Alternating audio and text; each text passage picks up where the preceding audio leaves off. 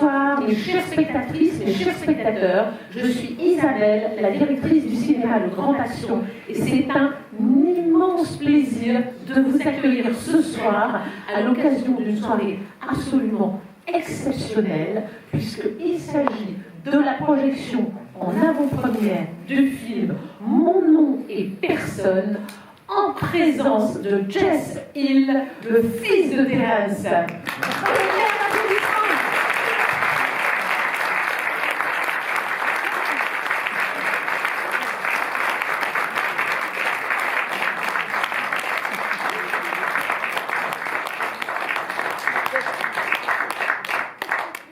Jess, you come with us?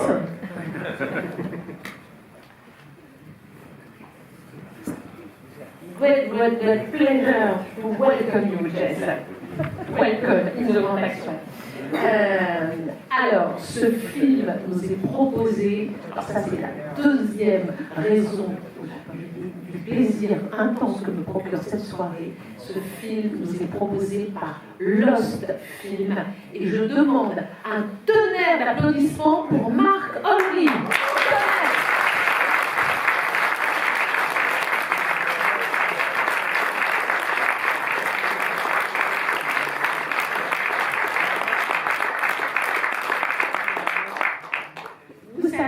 Nous, exploitants indépendants, on essaye de faire un travail d'orfèvre, de sortir, de présenter sur les écrans les films les plus marquants de l'histoire du cinéma, de présenter sur nos écrans tout ce qui a concerné, constitué notre cinémathèque, notre panthéon personnel.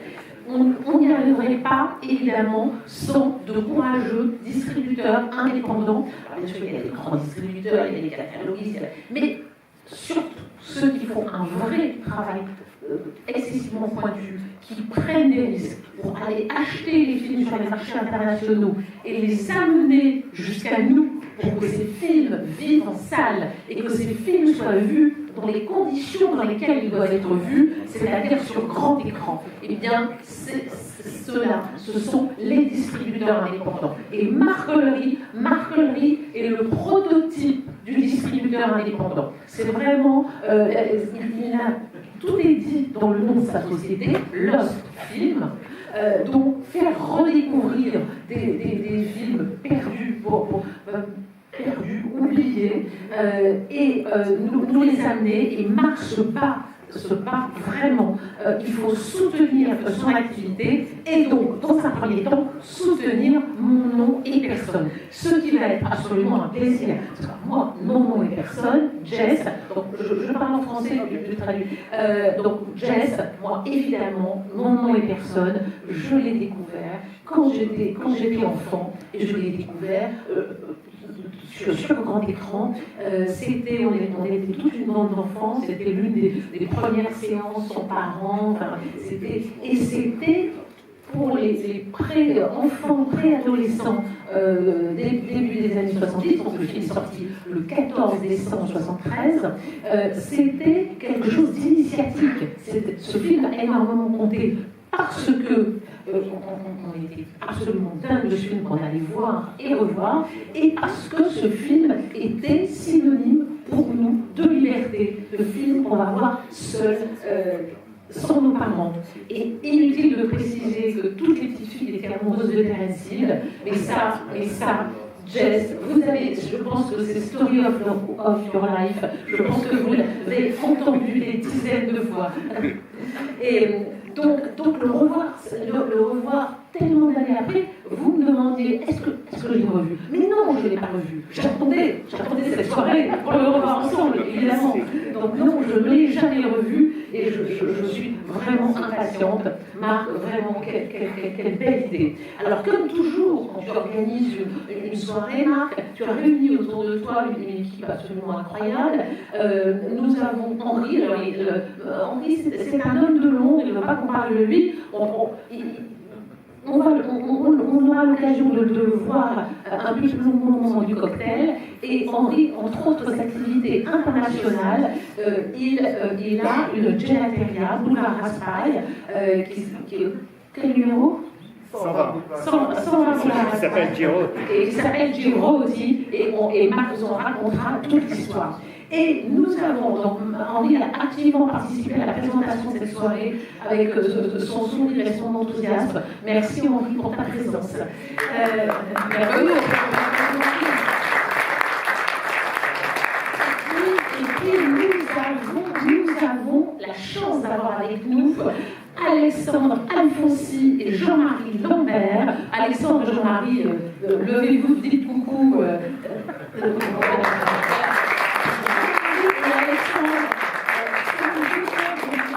Isabelle, reviens. On l'appelle Thérèse Hill, magnifique ouvrage très documenté. Alexandre et Jean-Marie ont mis 2 ans pour l'écrire, et sachant que Alexandre est plutôt du côté de la rédaction, Jean-Marie plutôt du côté de la direction artistique, est-il prévu que Jean-Marie et Alexandre viennent dire un mot avant? Ce sera au moment de la discussion. Très bien. En tout cas, le livre est magnifique, il coûte 39 €, et je vais vous dire, si vous êtes en panne d'inspiration pour vos cadeaux de Noël, c'est l'idée. Vraiment, à glisser sous le sapin, et on aura une discussion après le film, et Jean-Marie et Alexandre nous feront l'amitié de signer le livre pour ceux qui voudraient l'acheter. Et pour que je sois totalement informative, donc le livre, vous pouvez le payer en liquide, vous pouvez le payer par chèque, ou vous pouvez le payer par carte bleue. Dans ces cas-là, vous allez à la caisse de contaction, vous payez en carte bleue, vous revenez avec votre ticket chercher le livre, et Jean-Marie et Alexandre seront installés là, dans la salle. Voilà. Écoutez, je crois que j'ai tout dit. Vraiment, grand bonheur, Jess, de t'avoir avec nous, vraiment. Et alors, on a une chance folle, parce que Jess, en fait, passe à Paris ce soir. Passe à Paris. Je vais te donner la parole là, non sans dire que, entre autres 1000 activités, tu es un ciné-club. Tu es un fan de Morricone. Ton ciné-club, c'est Caro Elio. Je pense qu'il y a énormément de spectatrices et spectateurs dans cette salle qui sont des... Ouais, voilà, qui sont des grands habitués de ce ciné-club, qui a lieu chez nos amis du Masselin Vert le dimanche matin, et tu en as un demain d'ailleurs. Tu en as un demain. Voilà, donc évidemment, si vous voulez encore, si vous en voulez encore, il faut aller demain matin au Masselin Vert. Welcome.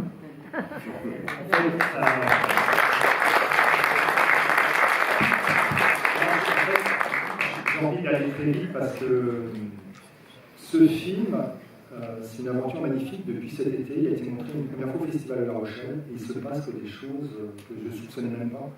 Il y a un enthousiasme, un amour autour de ce film qui me dépasse. Et ça fait plaisir parce qu'en fait, on se sent moins seul quand on propose des films en salle. Celui-ci n'est pas du tout perdu, évidemment. Et pour aller très vite, je l'ai choisi parce qu'en effet, j'ai eu cette idée un peu folle de créer un ciné-club autour des New Morricone. Je ne suis pas du tout original. Tout le monde aime les New Morricone. Et j'ai envie de dire que tout le monde aime Terence Hill parce qu'il y a un moment, quand on est dans les années 70, dans les années 80, on a son premier magnétoscope, comme moi. Je me balade un jour et sur les jaquettes, en fait, il y a des gens qui ont un peu changé le regard. C'est-à-dire que je voyais Bud Spencer et Terence Hill, et puis je voyais un autre personnage qui m'a beaucoup influencé, qui a fondé ma cinéphilie, c'est Clint Eastwood, et ces deux-là se sont retrouvés, se sont retrouvés évidemment derrière les westerns et derrière Morricone. Et pourquoi je vous dis ça, c'est qu'en fait, quand on est distributeur, on est juste et surtout de patrimoine, on est un passeur, c'est-à-dire que ces films, ils existent avant nous. Les gens se sont battus pour qu'ils existent. Ils ont marché, pas marché. C'est vrai que moi, avec Lost Film, des fois, j'essaie de remettre en lumière des films un peu particuliers. Et celui-là, en fait, il faut imaginer que quand il est sorti en 1973, il est resté à l'affiche quelque part en France jusqu'au milieu des années 80, sans sortir quelque part en France, chaque semaine, pendant plus de 10 ans, il a été montré en salle et en temps cinématique. Il n'était jamais sorti en salle. Et il y a une chose qui me tient hyper à cœur ce soir, qui me touche tout particulièrement, c'est que ce film-là, on a pu le voir en VHS, on a pu le voir en DVD, et dans la salle, il y a un monsieur que j'apprécie beaucoup, qui est un de nos plus grands réalisateurs français, qui s'appelle Christophe Blanc, que j'ai invité, qui m'a dit je vais venir, et il est là. Et Christophe avait fait des bonus fabuleux sur l'édition vidéo de Studio Canal, en DVD et en Blu-ray. Je le remercie de son amitié, d'être venu là, et je pense que s'il y a un fan en France d'Ennio Morricone, c'est un des plus grands aussi, et je le salue tout particulièrement. Voilà. Et en fait, c'est que du bonheur. Et par-dessus tout ça, en rencontrant Henri qui s'occupe de cette gelateria, de ce café italien qui s'appelle Girotti, qui est le vrai nom de Terence Hill, et qui l'a ouvert sur Paris. En rencontrant Henri, je rencontre aussi donc, deux garçons complètement fous et allumés qui, pour les 50 ans du film, parce qu'ils adorent Terence Hill, se lancent dans le premier livre au monde sur Terence Hill. Et Henry, il y a quelques semaines, il y a 10 jours, me dit on va essayer de contacter Jess. Et il dit bah, super, ce serait bien. Et hier, on apprend qu'il vient. Donc voilà, vous êtes tous là, il est là. Et puis il va nous dire quelques mots. Et surtout, vous allez revoir le film. Et comme moi, l'aimer à chaque fois parce que c'est un très très très grand film. Christophe, on a très bien parlé dans les bonus. C'est quelqu'un qui a porté le film. Il y a Olivier Père qui a présenté le film, qui est le directeur d'Arte Cinéma, qui a présenté le film à La Rochelle, qui a fait un très beau texte, on a un petit dépliant que vous pouvez trouver. Moi j'ai envie que ce soit une fête, et c'est déjà une fête grâce à vous. Et demain, à Rennes, il y a déjà une séance qui s'appelle le film du dimanche soir. Il y a déjà 65 présents, ça m'échappe complètement, et c'est super enthousiasmant. Et merci du fond du cœur. Thank you so much to be there. So you have to say few or a lot of words. No, it's so. It's really wonderful to be here and wonderful to meet you, and it's wonderful to be in a city and a culture that appreciates film and restores it. And je traduis un petit peu. C'est merveilleux d'être là et d'être dans cette ville qui apprécie le cinéma. Yeah, really appreciates it, and you make it keep. It keeps living through you.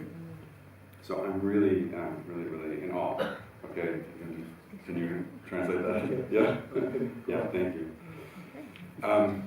What else? I can't wait to see this movie. I can't wait to see the restoration that you've done. When did you see it? The last time I saw it was in Los Angeles at the American Cinematheque in 2000, 2001, maybe 1998. La Cinémathèque américaine à Los Angeles en 2000. In 35mm. And the copy was so-so. The colors were already starting to go. Yes. So it's a brand new restoration from Bologna. I've never seen it. And You discover the restoration. And it was supervised by Francesca Leone, Okay. Yeah, okay. another daughter or son. Il faut que tu expliques quand je fais. Oui, le film a été restauré à Bologne dans le plus grand laboratoire qui restaure des films, qui est l'Imagina Culturata de Bologne, et c'est une des filles de Sergio Leone qui a supervisé la restauration. Vous allez voir. Et juste aussi une petite précision, le film que vous allez voir est en version italienne sous-titrée français. Il y aura quelques séances en français et en VF, mais voilà, ne me demandez pas la voix anglaise de Henri Fonda. Là, Henri Fonda, tout le monde parle italien, et même nos comédiens français qui participent à ce film. I was explaining about the Russian language.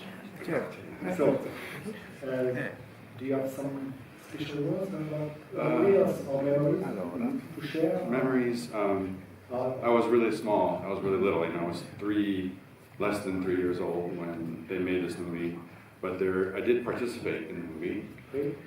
There's a scene toward the end when Terence is looking up at the ship. So there's a ship that's leaving Norm. That's at the end of the movie. Spoiler alert, 50 years later. En fait, il a participé au film, il avait 3 ans, et il y a une scène finale, vous allez voir, un départ de bateau. So Terence has to look up at the boat. So they put the camera up on the stand, and they put me, fat baby, and they put me up there next to the camera. So when he looks at the camera and he smiles at the boat, he's actually smiling. Wow. That's all. That's it.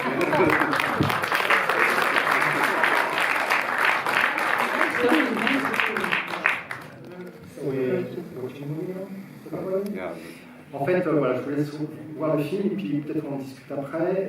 Il y aura des livres pour ceux qui veulent profiter des livres, et puis il y aura un petit verre aussi à côté. Voilà, vous me suivrez. Et puis Au grand on essaiera de faire la fête un petit peu dans ce film. Merci du fond du cœur. Je remercie aussi Stéphane, mon attaché de presse, qui s'occupe de moi depuis 2009. Et qui fait un travail absolument extraordinaire. On parlait du travail des distributeurs indépendants pour apporter les films de répertoire sur les écrans, mais pour que vous, mes chers spectatrices, spectateurs venus en salle, faut des journalistes qui acheminent l'information auprès de vous. Et ça, c'est le travail d'orfèvre que fait Stéphane. Vraiment, inlassablement. Merci J'en Stéphane. profite aussi, Isabelle, tout a commencé au Festival de La Rochelle, et il y a un autre festival qui compte beaucoup, et je salue particulièrement Jérémy Imbert qui doit Jérémy, c'est le festival qui s'appelle Ciné Comédie à Jérémy, Lille, tu es chez toi au Grand Action. et qui avait sélectionné le film, et qui avait aussi proposé un hommage et toute une exposition autour de Michel Serrault, et nous avons la chance dans la salle d'avoir Nathalie Serrault, la fille de Michel. Voilà.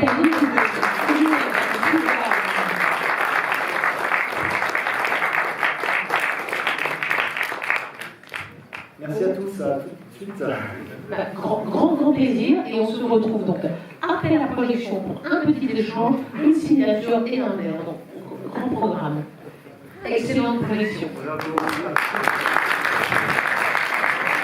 Peut-être Alexandre, rejoignez-moi. Enfin, donc, je vais demander à applaudir à Alexandre qui a donc concocté avec Jean-Marie aussi.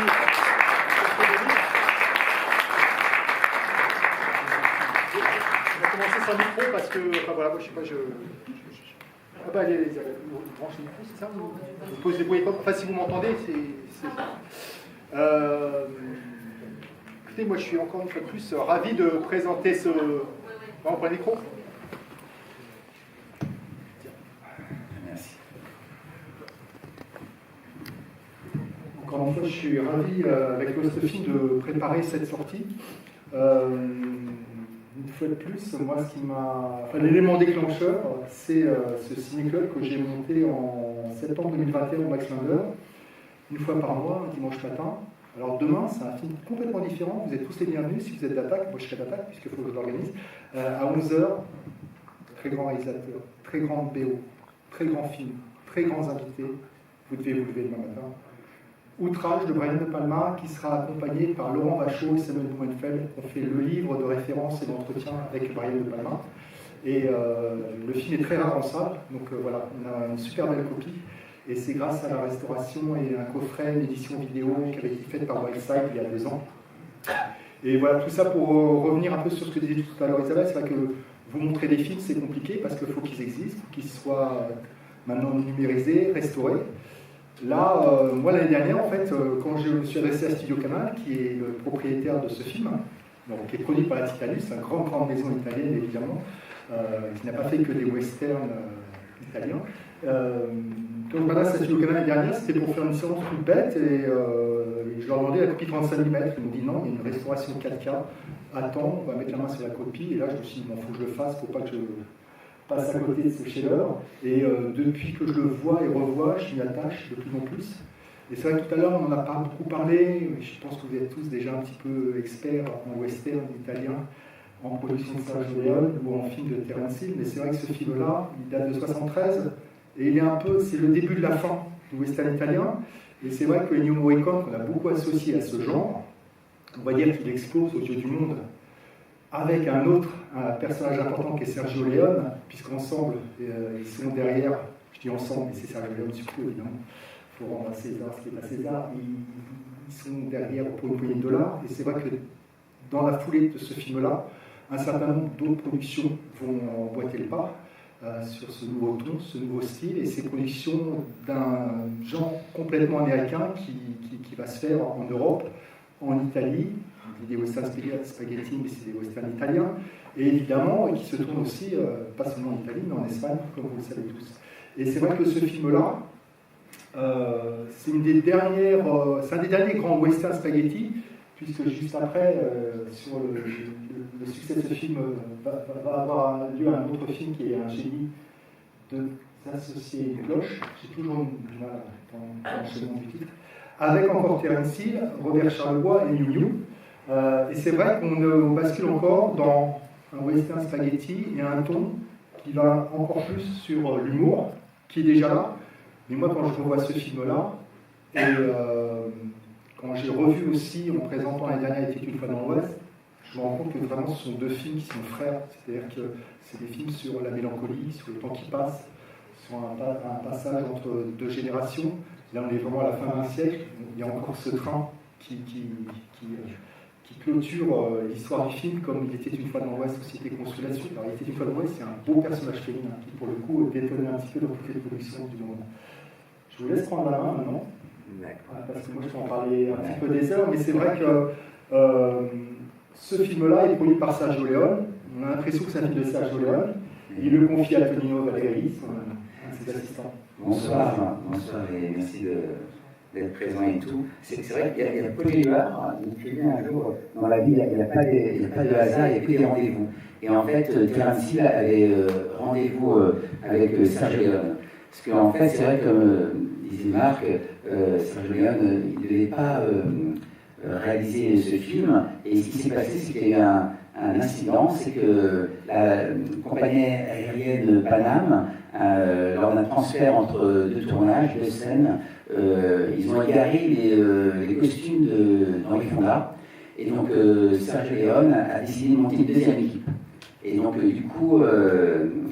il a été à réaliser certaines séquences. Voilà, et donc Terence Hill a réalisé son rêve, c'était d'être dirigé par Sergio Leone.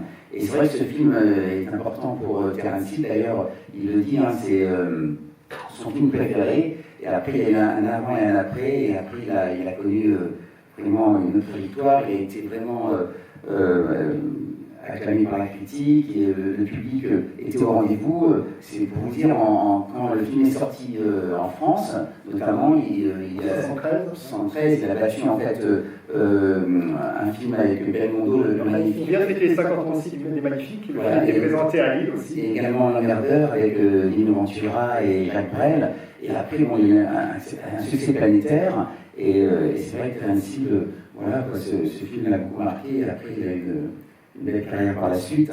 Et nous, avec Jean-Marie, c'est vrai qu'on a découvert, on est passionné par Terence Hill, mais pour nous, c'est un acteur à part. Déjà, même Sergio Leone et tout le monde à l'époque disait que c'est vrai que c'est un acteur avec plein de talent, mais c'est un acteur qui ne fumait pas, qui ne buvait pas, qui faisait du yoga tous les matins, qui était pacifique. Bon, c'est assez étonnant. Et c'est vrai qu'après ce succès, tout le monde le voulait. Et il a toujours refusé plein de films. Il a refusé Rambo, il a refusé plein de films où il y avait de la violence, en fait. Et il est toujours resté droit dans ses bottes et toujours avec les mêmes valeurs. Et c'est rare, quoi, en fait.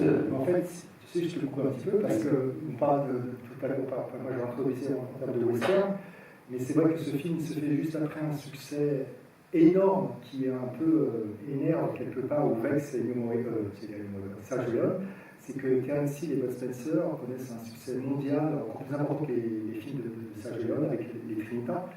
Et dans les Trinitas, la différence, en fait, parce que c'est vrai que tu parles de violence ou on parle de ton, il y a des duels, il y a des bagarres, mais il n'y a jamais de coup de feu, il n'y a jamais de sang. Alors qu'en fait, c'est vrai que pendant longtemps, le western italien, à la fois porté par Sergio Leone, mais aussi par d'autres réalisateurs comme Corbucci, ou Tessari, ou Sollima, étaient des films beaucoup plus violents. C'est-à-dire qu'il y avait de la violence dans tous les sens du terme, c'est-à-dire des personnages, il n'y avait pas forcément de bons ou de méchants, enfin on n'était pas dans le western hollywoodien très classique, où les personnages étaient vraiment dessinés. Et c'est vrai que Terence Hill et Bud Spencer, eux, avec leur western italien, avec les Trinitas, ramènent encore d'autres valeurs, d'autres bagarres, et beaucoup moins de violence et plus d'humour. Oui, c'est un peu Astérix et Obélix du cinéma, et voilà, quoi. Et puis, nous, on est très heureux de faire ce livre, et là, on attend la suite, hein, parce que Terence Hill nous réserve encore des surprises, et il va commencer un nouveau tournage en 2024, et je pense que ça va être un énorme succès, basé sur une histoire vraie, celle d'une nonne qui va quitter l'Italie pour s'aventurer dans l'Ouest américain. Et voilà, t'as le droit. Voilà, t'as le droit de dévoiler l'histoire. Oui, de toute façon, c'est le producteur, il est d'accord. Je crois qu'il est très impliqué. Et il en parle dans l'interview, et c'est vrai qu'en fait,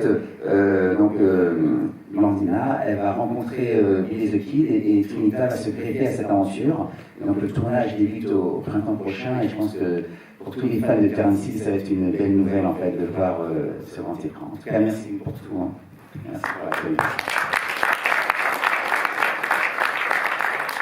Je ne sais pas si vous avez des questions, des remarques. Il y a des livres qui vous attendent si vous voulez les feuilleter, les acheter. J'ai préparé un petit verre avec toute modestie à côté. Vous n'allez pas. Oui, pardon. pas dans la salle, mais il faut ressortir juste à côté, la rue qui est adjacente. Donc on va sortir, on va vous indiquer la direction. Mais enfin voilà. Voilà, c'est ça. Et moi, je vais aller ouvrir et préparer les verres. Merci encore pour votre présence. Le film sort donc au Grand Action à partir de mercredi. Il sera aussi au Mac Mahon, pas très loin des Champs-Élysées. C'est une salle qui fonctionne 4 jours sur 7.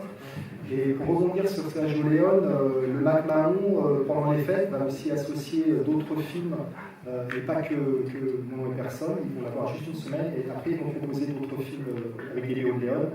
Et évidemment, ce sera l'occasion d'un très grand western et pour moi une très très belle BO de Morricone. Et un western italien à part, et qui est pour moi un autre chef-d'œuvre, c'est Le Grand Silence de Sergio Corbucci, où là vous allez avoir Klaus Kinski, Trintignant, des Italiens et tout ce beau monde évidemment qui parle italien, mais un Trintignant, vous allez voir, qui ne parle pas dans ça, comme le titre l'indique. Je vous remercie beaucoup à tous d'être venus. Et puis,